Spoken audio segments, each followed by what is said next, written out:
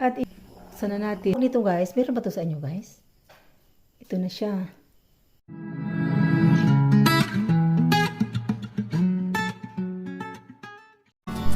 Hi guys! Welcome back to my YouTube channel again, Mimila Porla Farm.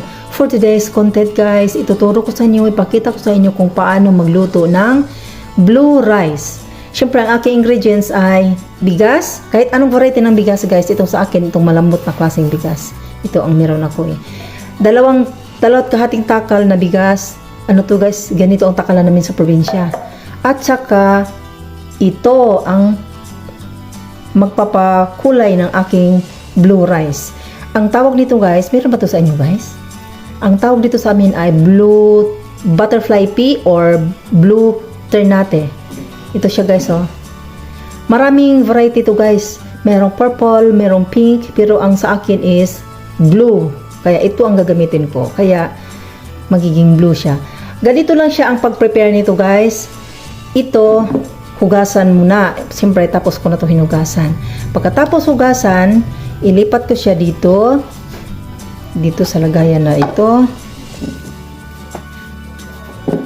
Yan. Lipat ko siya dyan. Tapos, buhusan ng mainit na tubig.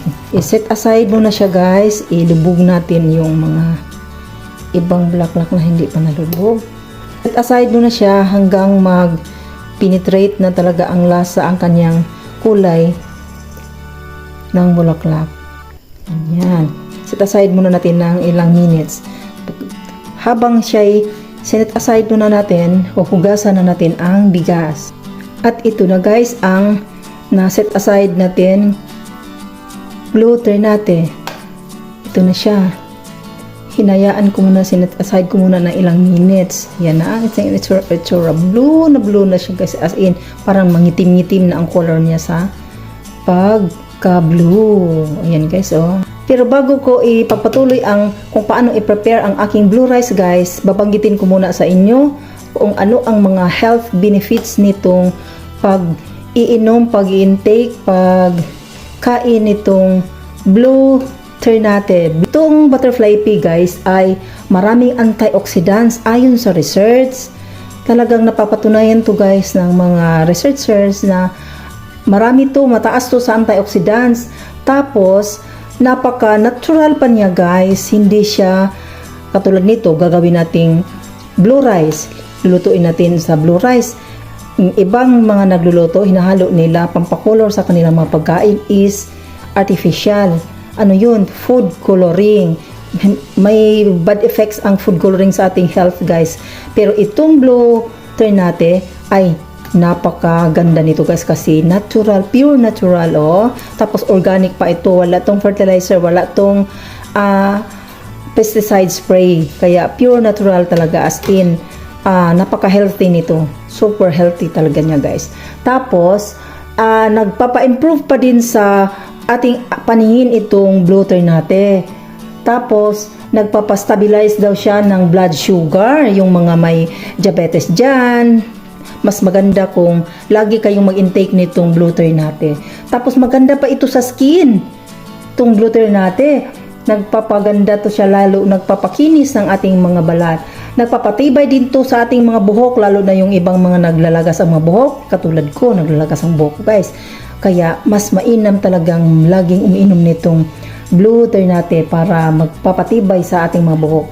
Nakakatulong din ito guys sa ating mga pagpanunaw sa mga ano dyan, sa mga constipated dyan.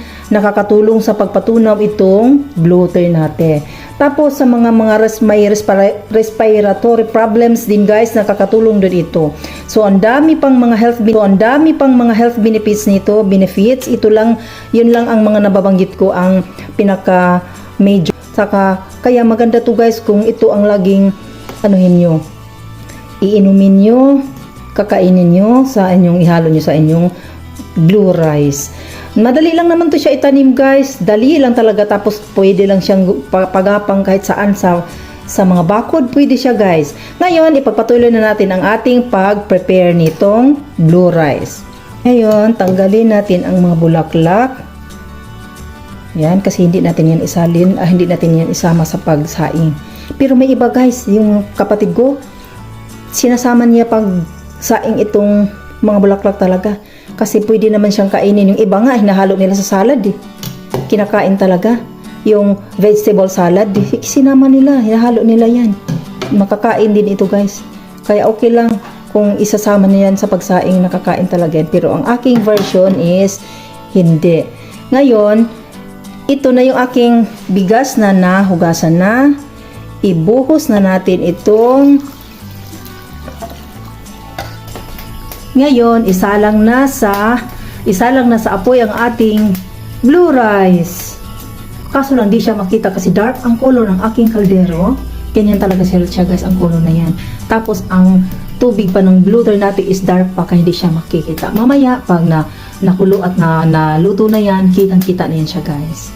Takpan mula natin. Tadya kung talagang pag ako'y magluto ng kanin guys, sa panggatong talaga guys, kasi iba talaga ang lasa ng pagkain, lasa ng kanin kung sa panggatong natin isaing compare sa rice cooker or sa kalan.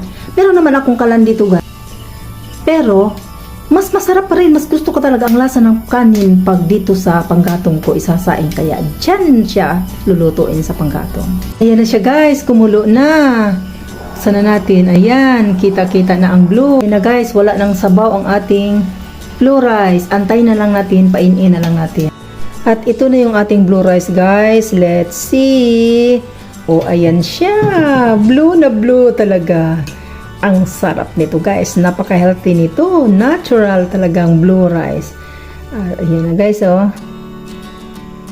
Diyan. Numuusok-usok pa. Ang ganda ng texture ng rice. Ang ganda talaga ng aking blue rice. Natural talaga na blue guys. At di siya food coloring. Wala siyang kontra talaga. Natural at ang ganda niya oh. Napaka-healthy nito guys. Pag ito ang inyong laging kakainin. Oh, yan na oh.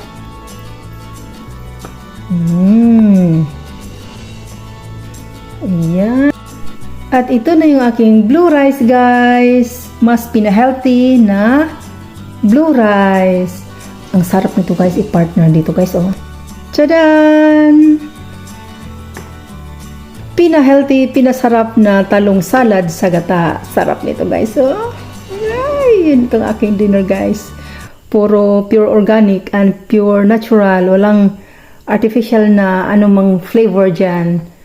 Talagang sarap nito guys. Sarap. Thanks for watching guys.